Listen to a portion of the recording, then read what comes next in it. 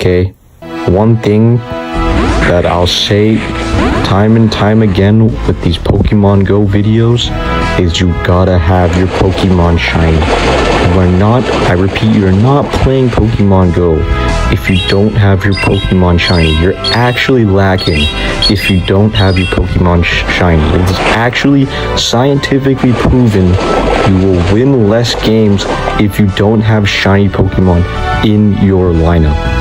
Let me say that again. You will lose more games if you don't have shiny Pokemon in your lineup. The more shiny Pokemon you have in your lineup, the more games you'll win. Say less. Yo, what's good, everybody? It's your boy Mangollamas, and today we got a good video. I'm not gonna lie, so I'm gonna need you guys to like, comment, and subscribe for this banger video I got today. And let's just get right into it. I'm pretty excited. So today we're going to be going over the Ultra League, but I finally have built my fully shiny Ultra League team lineup. You already know what that means. You already know I'm winning every single game.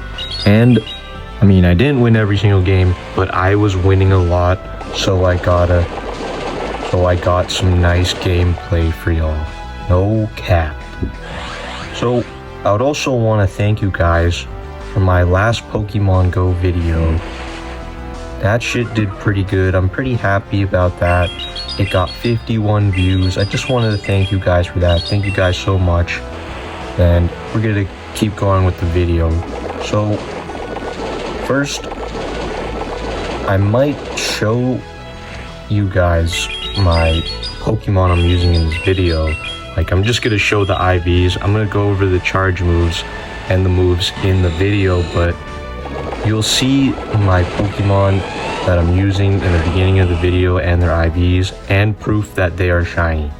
So if you have seen my past Ultra League videos, you're gonna notice that it's the exact same Pokemon, except they are shiny now, which means I'm winning more games. So the first Pokemon we got up in my Mangollamas fully shiny cheesy strategy in the Ultra League is Swampert. So I said this in my past Ultra League videos, and if you play the Pokemon Go Battle League a lot, you'll know that Swampert is pretty cheese, and I'm pretty sure he's like one of the best Pokemon to use in this league. Pretty sure like maybe like top 5 best. I'm pretty sure. But he's actually really good regardless of what other people say, because I've been using him a lot and he's really good. Now I'm gonna go over his moveset. Now my moveset for Swampert isn't to its full potential, but I'm gonna go over it anyways. So for his tap move is Mud Shot. Now I don't know the best tap move, but I find Mud Shot to be the best. It's not really too good against the flying types because you know it's ground, but it's really good for building up these charge moves I'm gonna go over now. So the first charge move I have is Surf.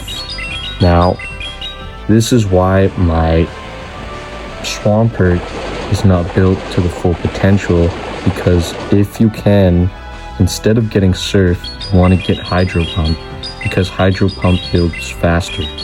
Now, I did recently get an Elite Charge TM, which, if you didn't know, can change a Pokemon's charge move to any charge move that it can learn. So, therefore, I can put Hydro Pump on the Swampert, because I'm pretty sure Hydro Pump is a legacy move that you can only get during events. So I got the Elite Charge TM, so I might change Surf for Hydro Pump in the future. But Surf, like you can see in this video, is actually not too bad as a substitute. It builds pretty fucking quick, I'm not gonna lie. It builds like maybe like in 4 taps, then you got it.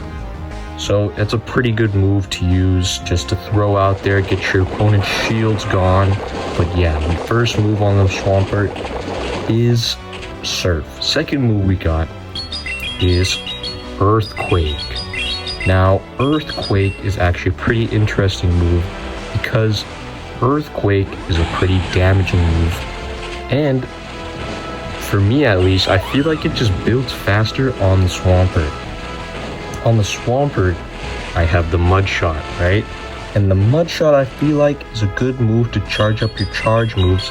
So if you have Earthquake with the Mud Shot, it will build up just as fast. Now, in the gameplay, as you can see, you're gonna see me kind of fake out opponents. Now, what I like to do with this Earthquake, it's pretty cool, it's pretty interesting. So, I would like to throw out a couple surfs. I'll keep throwing out surfs, right? But let's just say I see a Pokemon that's weak to ground. So, I will keep throwing out surfs to make my opponent think, oh, this guy's a bum. He only has Surf and he doesn't have enough candies to get a second charge move and get Earthquake.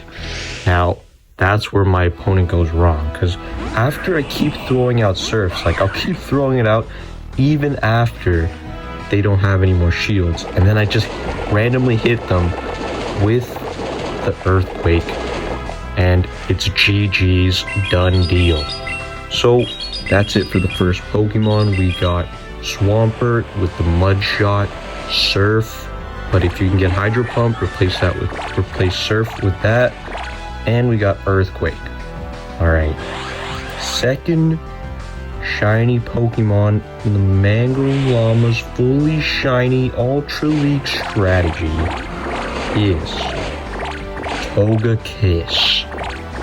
Now, like I said, this lineup is literally the exact same as my other Ultra League lineups. It's just they're all shiny now. But this is with the Togekiss, it's pretty interesting because he's very good in the IVs. I'm pretty sure he's like 98%. I got lucky with a lucky trade with one of my homies, and I got him, didn't get him 100, but I did get him like 98%, which is also good. Now, I know I said the IVs don't matter for Pokemon shiny. I mean, it kinda helps. It just helps a little bit, like the tiniest amount. Okay, if your Pokemon shiny, that's good. You're gonna win every single game. But if the IVs are good, that just helps a little bit, in my opinion. So, I'm obviously joking. It helps a lot. But so, the Togekiss, how I have him built. Now, I don't know the tap move, but I'm pretty sure it's a fairy tap move, and you can't go wrong with a fairy tap move. But it's not a spam tap fairy attack move. It's only a methodical, like kind of slow tapping fairy attack move. So with that, it does pretty good damage. I feel like because fairy type is one of the best in the game, if not the best in the game to use in the Pokemon PvP. So I have that, but my charge moves are pretty interesting because now I have 2 of them bitches. So for the Togekiss, in the past I only had 1 charge move, and that was Aerial Ace. Now I have 2 charge moves on the Togekiss, and one of those attack moves are Aerial Ace. Now in some of the gameplays you might see Aura Sphere, which is a fighting attack move on the Togekiss, but later in the video I just replaced it with Aerial Ace because it builds up faster, and it's a pretty decent charge move. That's all I gotta say about that charge move. It just builds up faster than Aura Sphere, and it's just pretty decent. I don't know if Aura Sphere is good to use on Togekiss, but for me personally, I just replaced that bitch with Aerial Ace because it builds up just slightly faster. But having a fighting type attack charge move on a Togekiss, which is fairy and flying, is actually pretty interesting. You can really throw off your opponents with that. It's just for me, it's not too good because it doesn't build up as fast, so I kind of just replaced it with Aerial Ace.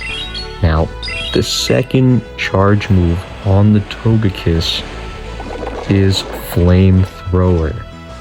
Now, that's obviously a fire charge move, but it is so... I don't know how to explain it. I shouldn't say it is so.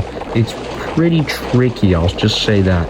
It's pretty tricky. So, how I like to use it is the same way I do it with Earthquake on the Swampert. I'll keep throwing out aerial aces. Let's just like say there's a steel type that my opponent is using. Now, he's not gonna expect me to have Flamethrower if I haven't showed it yet. So I'm gonna keep throwing out aerial aces until his shields are all gone, and then I throw out the Flamethrower. Now the Flamethrower, I don't know why Togekiss gets it. Like, he's kind of cute. I don't understand why he would have a Flamethrower, but he does have a Flamethrower, and it's pretty high damaging against Pokemon that are weak to it, obviously. But people won't expect you to have it on a Togekiss, I feel like. But the only thing bad about it is it just takes a little bit longer to charge up.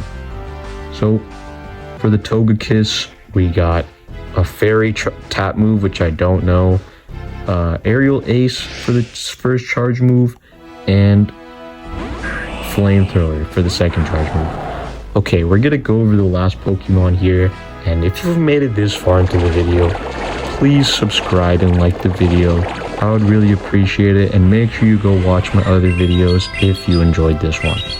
Okay, for the final Pokemon is Shiny Torterra. Now, I'm not going to speak too much on this guy. In the past videos, I didn't really speak too much on him, but I just like him as my final slot Pokemon. He's pretty tanky. He's a ground and grass type, which is pretty cool because he gets to learn some charged ground type moves, but I didn't put any charged ground type moves on him. I only had one charge move on this guy, and my pick for it is pretty interesting. But first, I'm gonna go with his tap move, and that's gonna be Razor Leaf. Now, Razor Leaf, I said this in the other video as well, or in my past video I talked about him. Razor Leaf, I feel like, is the best tap move I have on this team currently. It's just so high damaging.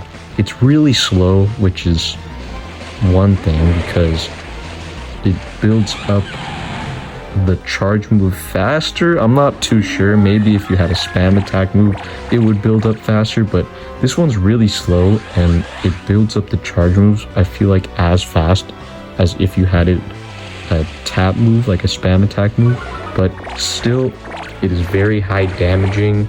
It's very slow, which I really like, because let's just say you want to have a Pokemon deleted really fast and it's weak to grass, but you have another Pokemon, or let's just say that someone throws out a Vaporeon. I think you're going to see it in this video. Someone throws out a Vaporeon onto the field, and it's like, damn, that's good eats right there. I'm throwing out the Torterra. He is getting deleted so fast. He's getting knocked out so fast. So that's why I like to have Razor Leaf as a tap move. And for the charge attack move, we have Frenzy Plant. Now, the only thing I like about Frenzy Plant is it makes a funny noise when you do it.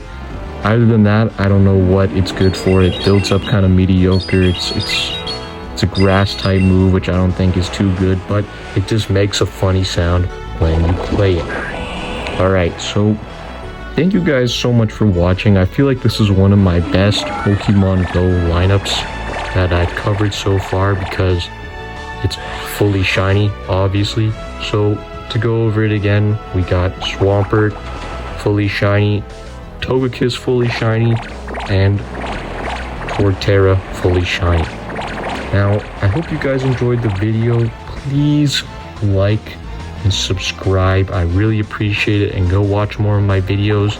I'm gonna be posting every day from now on, or at least trying to, but I promise you I will try my best to post every single day for y'all. And please watch more of my videos. Thank you guys for 51 views on my last video. I'll see you guys later. Peace out.